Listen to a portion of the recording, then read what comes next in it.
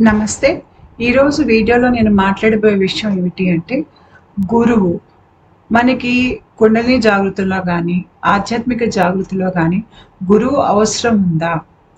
గురువు అనేవారు మన జీవితంలో ఏ రకంగా వస్తారు? తర్వాత గురువు వచ్చి మనల్ని ఏ రకంగా మార్గదర్శకత్వం చేస్తారు? ఏ రకంగా మనల్ని ఈ సంసార సాగరంలోంచి, ఈ జనన మరణ చక్రాల్లోంచి బయటికి పడేస్తారు? అంతేకాకుండా గురువు యొక్క లక్షణాలు ఏమిటి? ఇవి కూడా నేను ఈరోజు మాట్లాడతాను.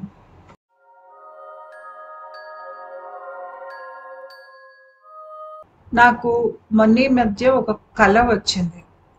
ఆ కలలో నేను ఎక్కడో చీకటి ఒక ప్రదేశంలో ఉన్నాను.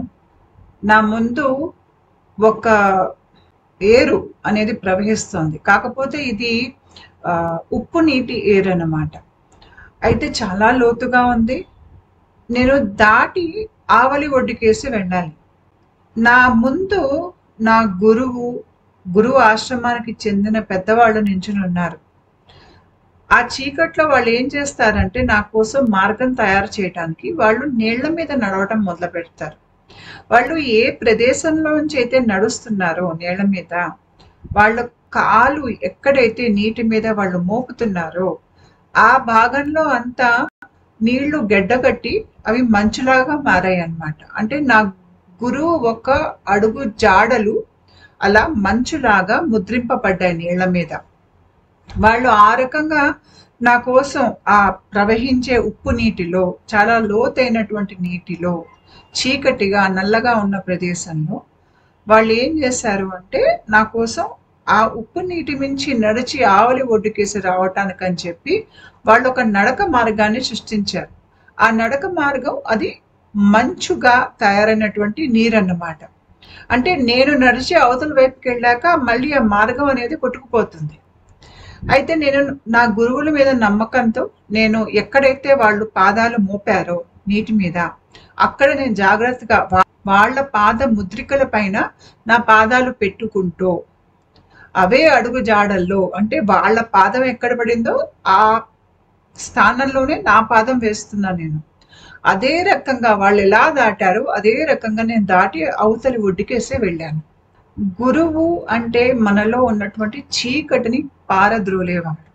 అంతేకాకుండా ఎక్కడైతే మనకి కంటికి కానరాని ఒక స్థితిలో ఉంటామో మనకి దిక్కు తోచని స్థితిలో, ఎటు వెళ్ళాలో తెలియని స్థితిలో ఉన్నప్పుడు, మనకి దారి లేని చోట కూడా దారిని తయారు చేసి మనల్ని పై స్థాయి చైతన్యానికి, పై స్థాయి ఆధ్యాత్మిక స్థితులకి తీసుకెళ్ళగలిగేటువంటి శక్తి గురువుకి మాత్రమే ఉంటుంది.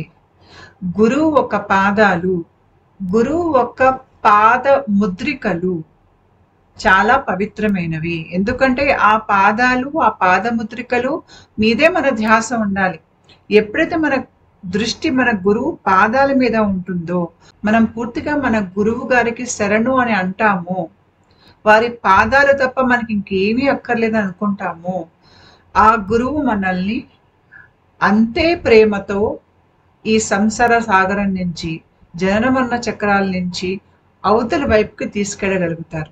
వీళ్ళకి మార్గం తెలుసు. వీళ్ళు ఈ మార్గంలో ముందు నడిచారు కాబట్టి, వీళ్ళకి ఎటు వెళ్ళాలో తెలుసు కాబట్టి, వీళ్ళు మనల్ని సమర్థవంతంగా చేరాల్సిన చోటికి తీసుకెళ్ళగలుగుతారు.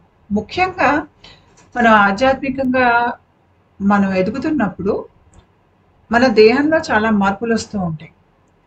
అయితే మన సొంత ప్రయత్నం వరకు మనం ఏదో కాస్త దిగువ చక్రాలు, మనం దాంట్లోంచి శక్తి అనేది, మనం రకరకాల ఆధ్యాత్మిక పద్ధతులు పాటించి, ధ్యాన పద్ధతులు పాటించి, మనం ఏదో మన సొంత కృషితో ఏదో జరుపుకునే ప్రయత్నం మనం చేస్తాం. కానీ నిజమైన ఆధ్యాత్మిక మార్పు మనకి గురువు మన జీవితంలోకి వచ్చాకే అవుతుంది. ఎందుకంటే గురువు మన జీవితంలోకి రాకపోతే మనకి మూడో కన్ను అనేది తెరుచుకోదు.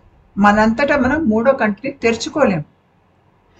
మూడో కంటిని తెరిచారు ఎవరైనా అంటే అది శక్తిపాతం వల్లనో, లేదు అంటే మన గురువులు సూక్ష్మ రూపంలో ఉన్న గురువులు ఇంకా మనకి వారెవరో తెలియదు. వారు మన జీవితంలో ఉన్నారన్న సంగతి కూడా మనకి తెలియదు. వాళ్ళు పై తలాల నుంచి మన మూడో కంటిని వాళ్ళు యాక్టివేట్ చేస్తారు. అలా యాక్టివేట్ అయితేనే మనకి మూడో కన్ను తెరుచుకుంటుంది. మన మీదకి ప్రాణ అనేది దిగుతుంది.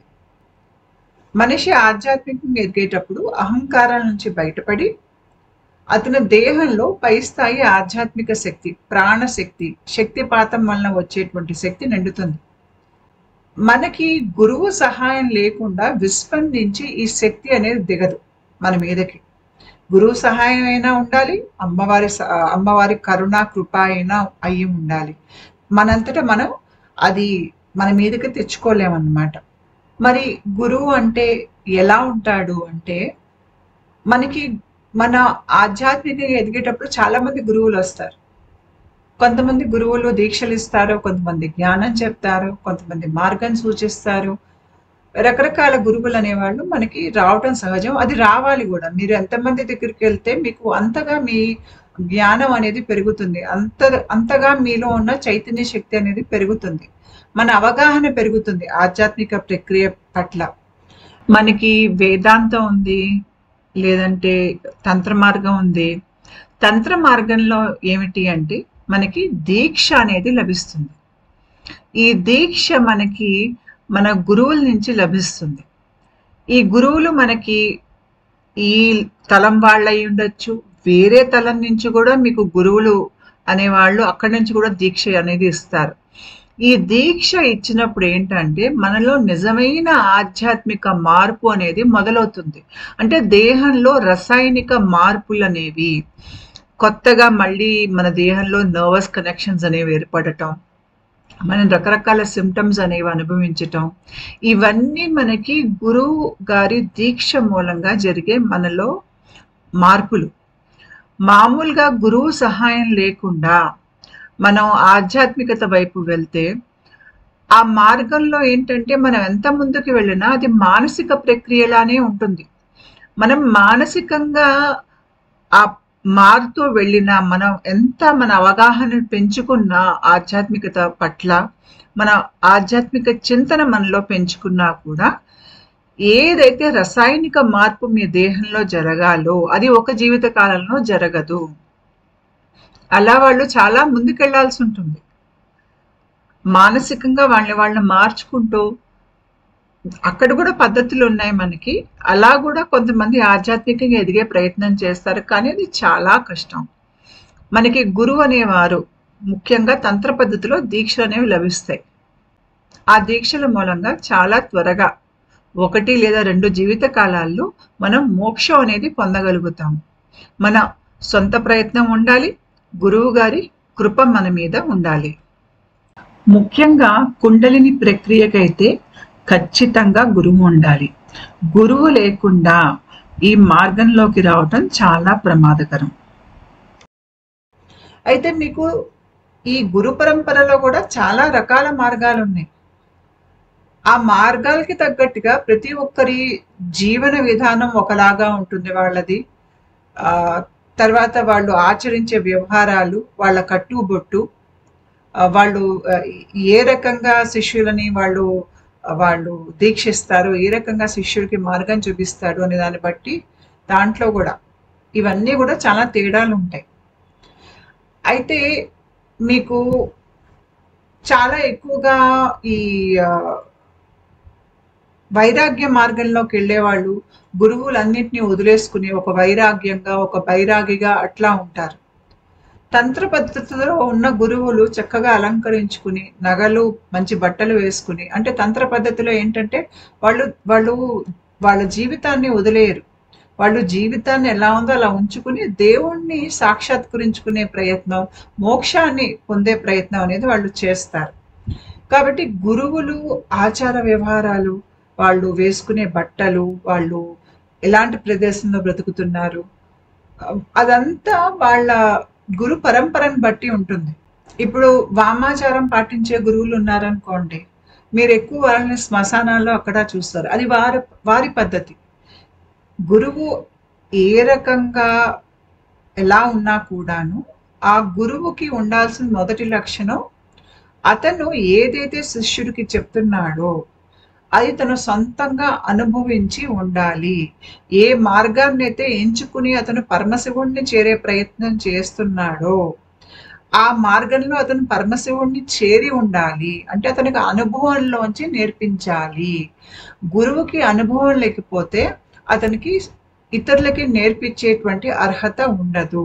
ఎవరైతే చాలా కష్టమైనటువంటి ఆధ్యాత్మిక ప్రయాణాన్ని వాళ్ళు అనుభవించారో వాళ్ళే ఇతరులకి చెప్పగలుగుతారు.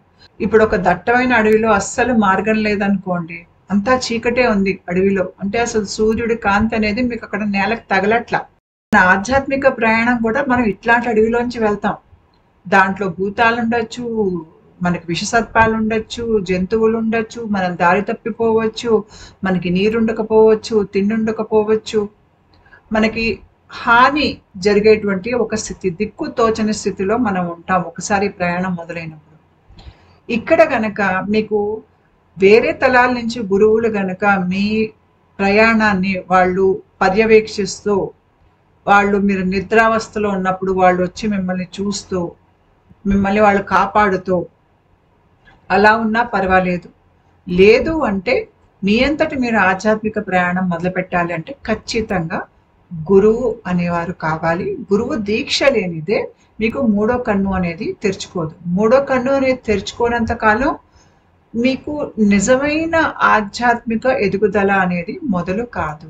నిజమైన ఆధ్యాత్మిక ఎదుగుదల అంటే మీరు కేవలం మానసిక స్థాయిలో మీరు ఆధ్యాత్మిక చింతన పెట్టుకోవటం, మానసిక స్థాయిలో ఏదో ఆలోచనలు లేదంటే ఆలోచనలకు దూరంగా వెళ్ళిపోవాలనుకోవటం, ఇవన్నీ మానసికంగా జరిగే ఒక విషయాలు.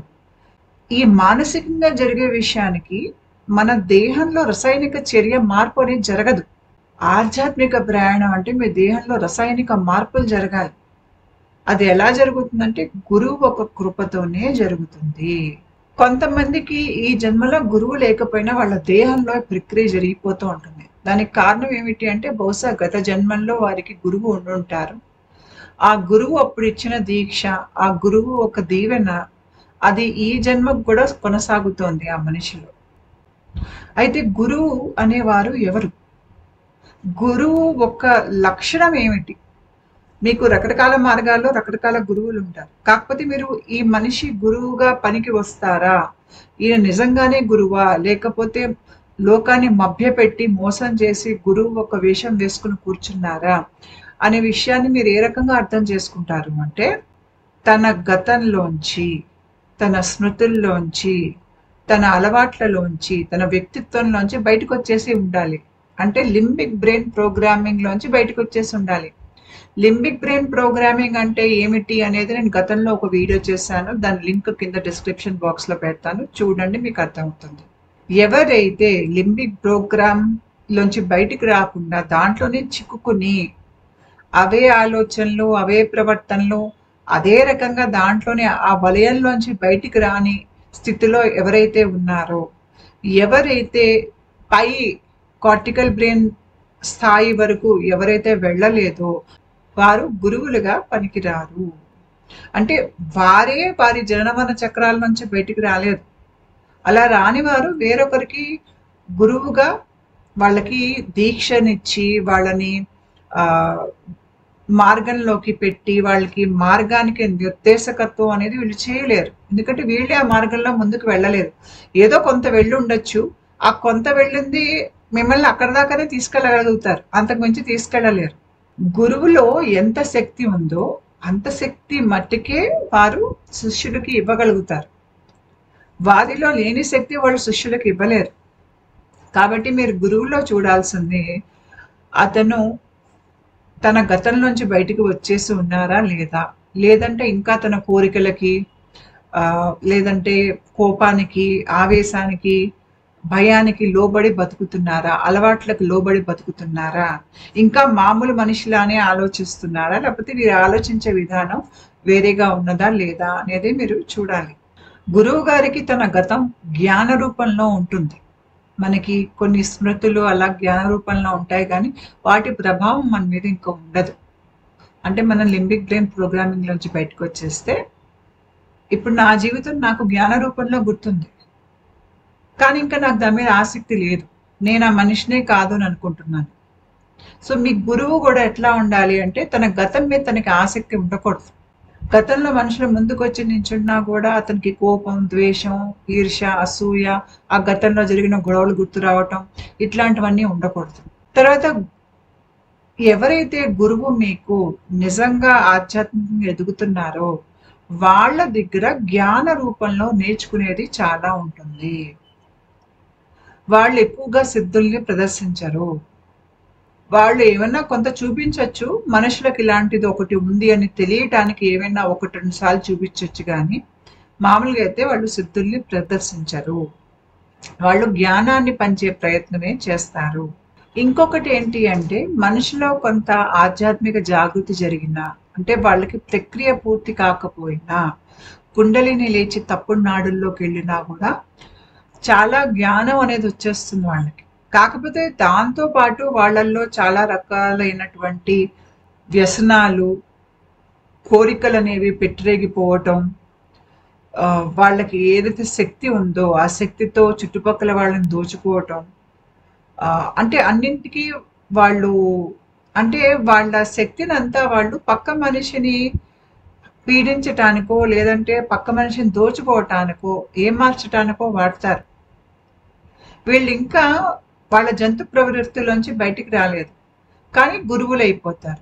కాబట్టి మీకు ఆధ్యాత్మిక మార్గంలో ఎవరికైతే కుండలిని తప్పుడునాడులోకి వెళ్ళిందో కొంతవరకే వాళ్ళకి ఈ ప్రక్రియ అనేది పూర్తయిందో, లేకపోతే సగం దారి వరకే వెళ్ళి వాళ్ళు పూర్తిగా ఇంకా ముందుకు వెళ్ళలేదో, ఇలాంటి వాళ్ళు కూడా గురువులుగా చలామణి అయిపోతూ ఉంటారు. శిష్యుల్ని పిలిచి వాళ్ళు దీక్షలనేవి ఇస్తూ ఉంటారు. వాళ్ళకి ఎక్కువగా గురువులుగా అయిపోయే తహత చాలా ఎక్కువగా ఉంటుంది ఇలాంటి వాళ్ళల్లో. కాబట్టి మీరు ఎవరినైనా గురువుగా స్వీకరించే ముందు ఇవన్నీ చూసుకోవాలి. చూసుకున్న తర్వాతే వాళ్ళని గురువుగా స్వీకరించాలి. ఒక్కసారి మీరు ఎవరినైనా గురువుగా స్వీకరించి ఆ మనిషిని మీరు పూర్తిగా నమ్మి ఆ మనిషికి గనక మీరు శరణు అనకపోతే మళ్ళీ మీరు ఎతగరు. తర్వాత మీరేంటంటే గురువు పాదాలు ఇంకా వదలకూడదు. గురువులు మీ జీవితంలో చాలా మంది రావచ్చు. ఎవరికైనా కూడా అదే గౌరవం ఇవ్వాలి. కాకపోతే మిమ్మల్ని అవతల వైపుకి దాటించేటువంటి గురువు ఒకరే ఉంటారు.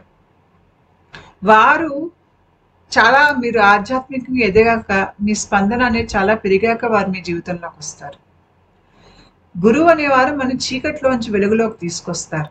తర్వాత గురువుకి పరంపర అనేది ఉండాలి. అంటే ఆ గురువుకు ఒక గురువు ఉండాలి, మళ్ళీ ఆ గురువుకి ఇంకో గురువు ఉండాలి, ఆ గురువుకి ఇంకా ఒక గురువు ఉండాలి.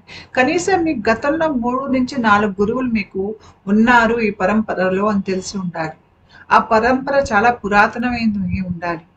అలాంటి పరంపరలో ఏంటి అంటే వాళ్ళ దగ్గర జ్ఞానం ఉంటుంది. ఈ ఆధ్యాత్మిక సంపద ఏదైతే ఒక శిష్యుడికి మనం ఇచ్చి ఆ శిష్యుడిని మనం ఆధ్యాత్మికంగా ఎదగటానికి మనం దోహదపడేటట్టుగా వాళ్ళు చేయగలుగుతారో ఆ జ్ఞానం ఆ పరంపరలో ఉంటుంది.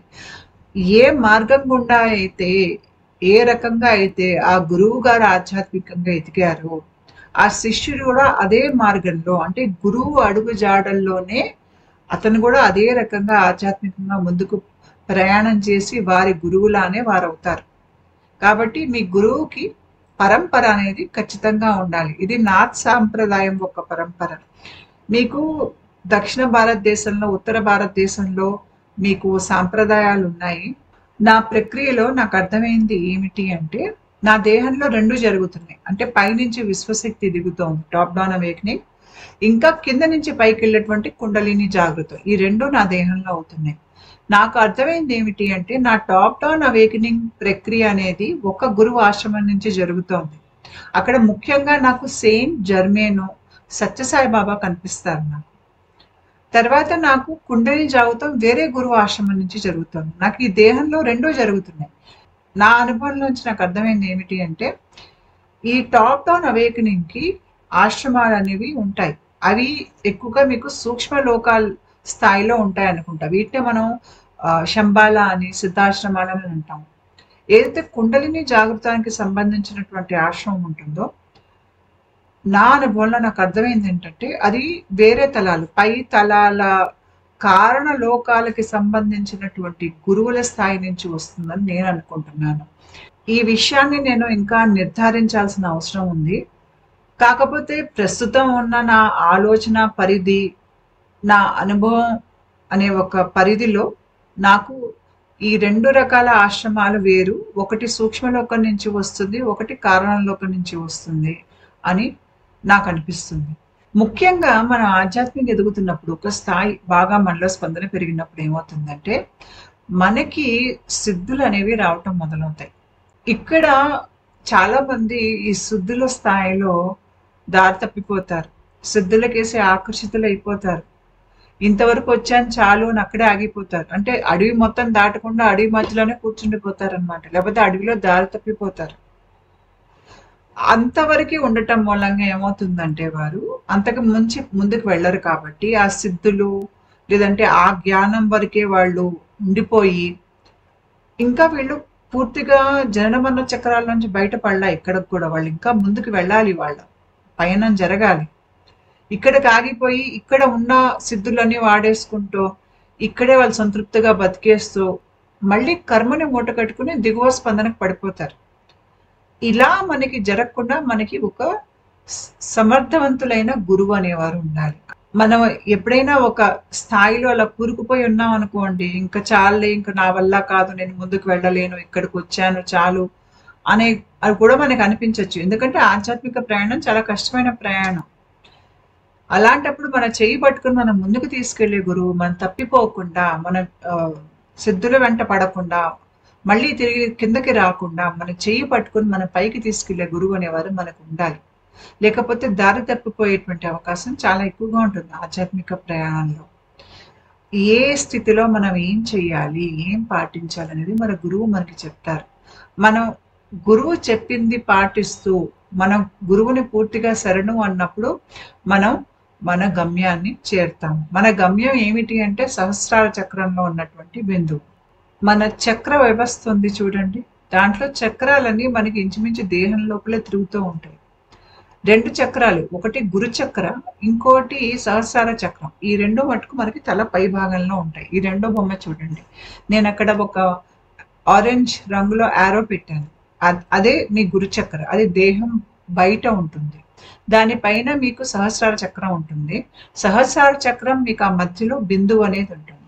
సో మనకి వెన్ను కింద బయలుదేరినటువంటి కుండలిని ఆ పైన ఉన్న బిందువులోకి చేరాలి. అయితే సహస్రార చక్రం కిందే మనకు గురు చక్రం ఉంటుంది.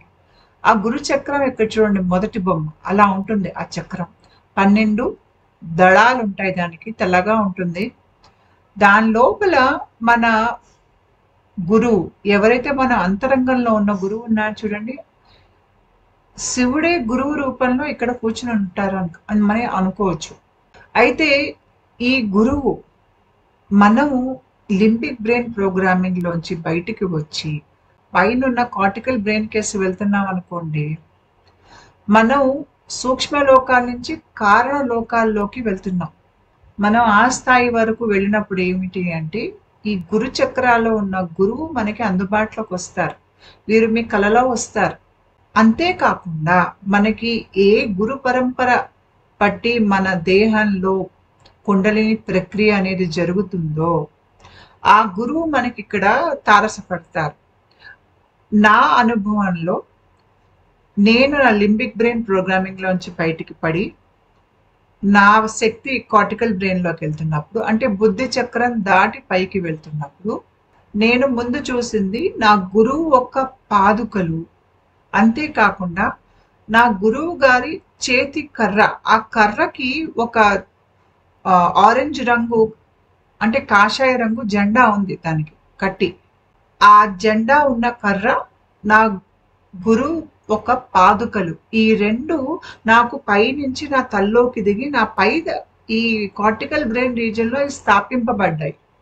అంటే నా గురువు వచ్చి ఇప్పుడు నాకు ఆ స్థాయి నుంచి వారు నాకు మార్గం అనేది చూపిస్తున్నారు. ఇప్పుడు నాకు ప్రత్యక్షంగా కనిపిస్తున్నారు అన్నమాట. ఆ తర్వాత నాకు నా గురువు గారి అడుగు జాడలు కనిపించడం మొదలుపెట్టాయి. నేను ఒక కళ చెప్పాను ఈ వీడియో మొదట్లో. నేను నా గురువు పాదాలు ఎక్కడెక్కడైతే ముద్రింపబడి వారు నడుస్తున్నారో, వారి పాదాలు ఎక్కడ పడ్డాయో ఆ పాదాల మీదే నేను పాదాలు మోపి నడుస్తున్నాను. అంటే వారి అడుగు జాడల్లోనే నేను నడుస్తున్నాను. నడవటం మూలంగా ఏమవుతుందంటే పూర్తిగా నా కుండలిని సహస్రారానికి చేరాక, బిందువుకి చేరాక, ఏ మార్గం గుండా అయితే నేను నా గురువుని వారి వెనకాలే అనుసరించి నేను ముందుకు వెళ్ళానో నేను వారిలాగా అవుతాను. మనం మన ఆధ్యాత్మిక ప్రయాణం అయిపోయాక మనం మన గురువు గారిలాగా అవుతాం. కాబట్టి మీరు ఎవరినైతే గురువుగా చూస్తున్నారో మీరు వారులాగా అవుతారు. అలా వాళ్ళల్లా తయారు చేయగలిగే శక్తి మీ గురువులో ఉండాలి. గురువు యొక్క శక్తి మనకి ఎలా అనుభవంలోకి వస్తుందంటే అది మనల్ని రక్షించేటువంటి శక్తి, మనకి మార్గదర్శకత్వం చేసేటువంటి శక్తి, మనకి జ్ఞానాన్ని పంచేటువంటి శక్తి, మనకి శక్తిపాతం ఇచ్చేటువంటి శక్తి. ఈ గురుచక్రలో ఉండేటువంటి గురువు మిమ్మల్ని పరమశివుడు ఎవరైతే సహస్ర చక్రంలో ఉన్నారో ఆ పరమశివుడి దగ్గరికి ఈయనే తీసుకెళ్తారు. మనకి కుండలిని కింద మూలాధారం నుంచి ఇక్కడ పైన మకర అని ఉంటుంది, ఇక్కడ దాకా వస్తుంది. అక్కడి నుంచి పైకి వెళ్ళడానికి కుండలినికి చాలా మార్గాలు ఉంటాయి, అంటే సహస్రారానికి చేరటానికి. అక్కడి నుంచి ఏ మార్గం గుండా పైకి వెళ్తుంది అనే దాన్ని బట్టి మళ్ళీ మీ ప్రక్రియ మారిపోతుంది. అయితే ముఖ్యంగా చిత్రీ నాడిలోంచి పైకి వెళ్ళినా, లేదు అంటే గురువు మార్గం ఒకటి ఉంటుంది, దాంట్లోంచి వెళ్ళినా అక్కడ మీకు ఈ గురు చక్రాల గురువు వచ్చి మీకు కనిపిస్తారు. మీకు కుండలిని లింబిక్ బ్రెయిన్ నుంచి కార్టికల్ బ్రెయిన్కి వస్తుంది చూడండి. ఆ దశకి కన్నా ముందే నా కల్లో వచ్చారు వారు. కానీ నాకు ఎప్పుడైతే ఈ కార్టికల్ బ్రెయిన్లోకి నా కుండలిని వెళ్ళిందో అక్కడ నాకు ఇంకా వాళ్ళు కలల రూపంలో నన్ను ముందుకు తీసుకెళ్తూ నాకు కనిపించడం మొదలుపెట్టారు. మీకు బయట గురువు అనేవారు లేకపోయినా మీలో ఉన్న గురుచక్రలో ఉన్నటువంటి గురువు ఎవరైతే ఉన్నారో ఆ గురువు మీద మీరు ధ్యాస పెట్టి ధ్యానం చేసి మీరు బయట ఒక గురువుని సాక్షాత్కరించమని మీరు ఆ గురుచక్రలో ఉన్నటువంటి గురువుని అడగవచ్చు. అయితే ఇక్కడ ఉన్న గురువు పాదాలు కూడా చాలా ముఖ్యమైనవి. అందుకనే ఈ గురుచక్రంలో ఉన్నటువంటి గురువు పాదాలు ఎక్కడ ఉంటాయంటే సహస్ర చక్రంలో ఉంటాయి. సహస్ర చక్రంలో పరమశివుడు అమ్మవారితో పాటు ఈ గురువు పాదాలు కూడా అక్కడే ఉంటాయి. అంటే మనం గురువు పాదాలు పట్టుకోనిదే మనం సహస్రార చక్రంలో ఉన్నటువంటి బిందువుని చేరలేము. ఇది అంత ముఖ్యం, ఒక గురువు మన జీవితంలో ఉండటం అనేది. చాలా మందికి ఏంటంటే వాళ్ళ దేహంలో ఆధ్యాత్మిక ప్రక్రియ మొదలవుతుంది కానీ వారికి ప్రత్యక్షంగా గురువు అనేవారు లేరు అని వాళ్ళు అనుకుంటూ ఉంటారు. ఇలాంటి వాళ్ళకి గురువులు ఉన్నారు, వాళ్ళు సూక్ష్మ లోకాల్లో ఉన్నారు. మీరు బాగా ఆధ్యాత్మికంగా ఎదిగే కొలది, మీలో శక్తి పెరిగే కొలది, మీలో స్పందన పెరిగే కొలది మీకు మీ గురువు అనేవారు ఒక స్థాయిలో తారసపడతారు. వారు వచ్చి మిమ్మల్ని దీవిస్తారు, మీకు అప్పుడు తెలుస్తుంది. అప్పటి వరకు ఏంటంటే గురువు లేరేమో అనే ఒక అపోహలో వీళ్ళు ఉంటారు. కాకపోతే వీళ్ళ గురువు కానీ ఆశ్రమానికి సంబంధించిన వాళ్ళు వీళ్ళని కాచుకుని ఉంటారు. వీళ్ళనే మనం స్పిరిట్ గైడ్స్ అని అంటాం. మీకు స్పిరిట్ గైడ్స్ మీకు తెలుస్తున్నారు, వాళ్ళు వచ్చి మిమ్మల్ని చూస్తున్నారు అంటే మీరు ఖచ్చితంగా ఒక ఆశ్రమానికి చెందినవారు, మీరు ఒక గురువు పర్యవేక్షణలోనే ఉన్నారు. మరి ఒక మామూలుగా ఎవరికైతే దీక్ష పొందలేదో అలాంటి మనిషి గురువు జీవితంలో ఎప్పుడు వస్తాడు అంటే నేనంటాం మీరు తయారుగా ఉన్నప్పుడు. ఎందుకంటే మనలో స్పందన మనకి కొంత పెరిగి మనం మరీ అరిషడ్ వర్గాల్లో కూరుకుపోకుండా కొంతన్న దానిపైన బ్రతుకుతున్నాం అనుకోండి, మనం మారాలి, మనం ఆధ్యాత్మికంగా ఎదగాలి అని ఒక తపన ఎక్కువైపోయింది అనుకోండి, మనకి బయట విషయాల మీద ఆసక్తి వెళ్ళిపోయింది అనుకోండి, అలా ఒక మనిషి గనక ఉంటే అతని ఆత్మ పరిణతి చెంది ఉన్నది అనేది మీరు గ్రహించాలి. ఇక్కడ ఎవరికైతే ఆత్మ పరిణతి పూర్తిగా అవ్వలేదు అలాంటి వాళ్ళ జీవితంలోకి గురువులు అనేవారు రారు, వచ్చిన ప్రయోజనం లేదు. ఎందుకంటే ఈ మనిషికి ఇంకా బయట విషయాల మీదే ఆసక్తి ఉంది. ఎప్పుడైతే మనకి బయట విషయాల మీద మనకి వైరాగ్యం వస్తుందో లేదంటే ఆసక్తి పోతుందో, అంటే మీకు బయట అంతా చూసేశారు, మీకు కడుపు నిండిపోయింది, మీకు ఇంకా బయట విషయాల మీద ఆసక్తి పోయింది, కోరికలను తీరిపోయాయి, మీరు ఆ స్థితికి వెళ్ళినప్పుడు మీకు ఏమవుతుందంటే, మీకు ఇంకా బయట విషయాల మీద ఆసక్తి పోవటం మూలంగా మీరు అంతర్ముఖులైపోతారు. అప్పుడు మీకు గురువులనేవాళ్ళు, లేకపోతే గురువుల నుంచి సూచనలు గానీ, మీకు సింక్రానిసిటీస్ లాంటివి గానీ, మీ జీవితంలోకి రావటం మొదలవుతాయి. ఎవరైతే ఆధ్యాత్మికంగా ఎదిగి ఉండి వాళ్ళ దేహంలో స్పందన పెరుగుతుందో వారికి సూక్ష్మ లోకాల్లో గురువులున్నారు. మనకి ప్రత్యక్షంగా చాలా మంది గురువులు వచ్చి వెళ్తూ ఉంటారు. మీరు ఎంతమందినో కలుస్తారు మీ ఆధ్యాత్మిక ప్రయాణంలో. దీనికి మీరు మీ ఇంట్లోంచి బయటకొచ్చి వేరే ప్రదేశాలకు వెళ్ళి, మీరు ఎక్కడైతే గురు పరంపరలు ఉన్నాయో వాళ్ళ కేంద్రాలు ఉంటాయి. ప్రతి పట్టణంలో కొన్ని కొన్ని చోట్ల ఉంటాయి. అక్కడికి వెళ్ళటం, అక్కడ మనుషుల్ని కలవటం, తీర్థయాత్రలకు వెళ్ళటం, అక్కడ వాళ్ళని కలవటం, అక్కడ ఎవరున్నారు, ఏ పరంపరకు చెందిన గురువులు ఉన్నారు అనేది తెలుసుకోవటం. కొంతకాలం ఎవరికైతే నిజంగా ఆధ్యాత్మిక ప్రక్రియ మీద ఆసక్తి ఉందో మీరు ఒక ఏడాది పాటు కాస్త ప్రయాణాలు చేయాలి. అంటే ముఖ్యమైన పుణ్యక్షేత్రాలకి, గురువుల ఆశ్రమాలకి, ఎవరు ఏవి పరంపరలో ఏం నేర్పిస్తున్నారు, కొత్త శిష్యుల్ని ఎవరు స్వీకరిస్తున్నారు, ఇది మీరు అంతటా మీరు తెలుసుకోవాలి. తెలుసుకుని మీరు అక్కడ ఉండి ఇది నాకు తగిన పరంపర అవునా కాదా అనేది కూడా మీరు చూసుకోవాలి. చూసుకుని దాన్ని బట్టి మీరు ముందుకు వెళ్ళాలి. అంటే మీ ప్రయత్నం అనేది ఉండాలి. మీ ప్రయత్నం అనేది లేనిదే మీ గురువులు అలా వచ్చేసారు మీ జీవితంలోకి. మీకు తేలిగ్గా గురువు మీ జీవితంలోకి వచ్చేసారు అంటే అర్థం ఏంటంటే మీరు గత జన్మలో చేసి ఉంటారు సాధన.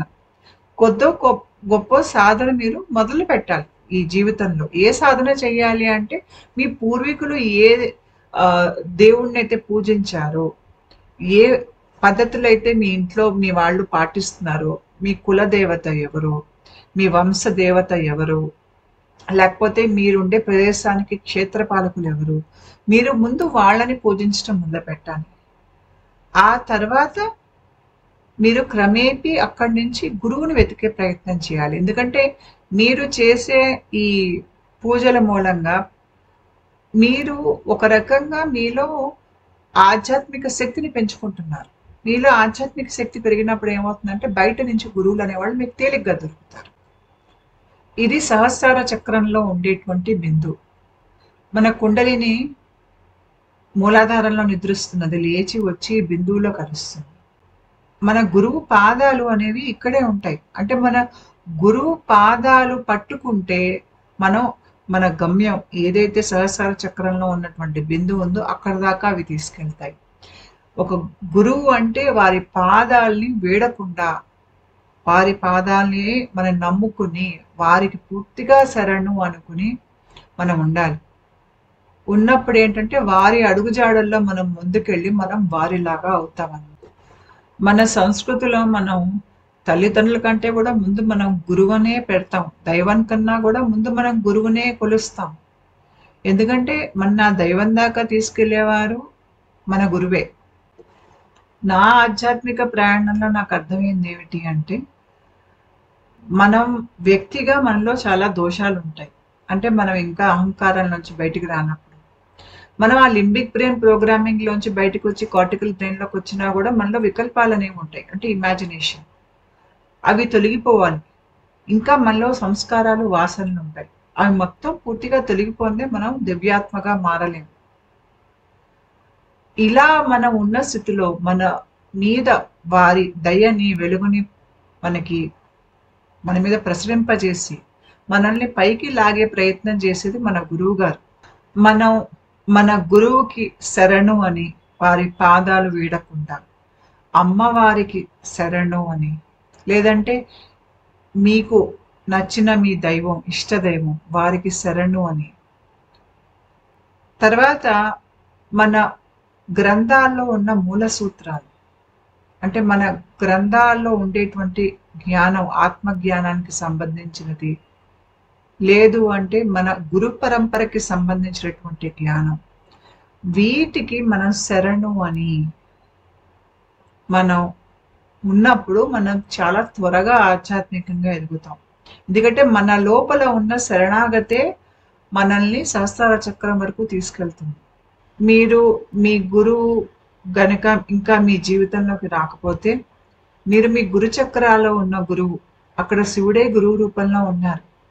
మీరు ఏదైనా పూజ చేసే ముందు మీరు ధ్యాన స్థితిలో కూర్చుని మీ గురు చక్రాలో ఉండేటువంటి గురువుని ప్రార్థన చేసి వారి మీద మీ ధ్యాస పెట్టి ఆ రూపం మీద, ఇందాక నేను చూపించా చూడండి చక్రం, ఇదే గురు చక్రం. దీని లోపల ఉన్నదే గురువు, అంటే మీ లోపల ఉన్నటువంటి గురువు. ఈ గురు చక్రాలో ఉన్నటువంటి గురువు మీద మీరు ధ్యాస పెట్టి, అంటే ఈ 12 దళాల తెల్లటి కమలం ఇది, దాని లోపల మీ గురువు ఉన్నట్టుగా మీరు ధ్యాస పెట్టి ధ్యానం చేయండి గురువు మీద, ఆ గురువు పాదాల మీద. ఆ పాదాలు ఉన్నవి సహస్రార చక్రం. అలా చేసినట్టయితే మీకు బయట గురువు లేకపోయినా మీరు లోపల ఉన్న గురువుతో ఒక సంబంధం ఏర్పరచుకునే ప్రయత్నం చేస్తున్నారు. దాని మూలంగా మీకు బయట మీ లోకం నుంచి మీకు గురువులు అనేవారు మీ జీవితంలోకి రావటం మొదలవుతారు. మీ లోపలున్న గురువే మీకు బయట నుంచి గురువుల్ని పంపిస్తారు. ఉంటానండి. నమస్కారం.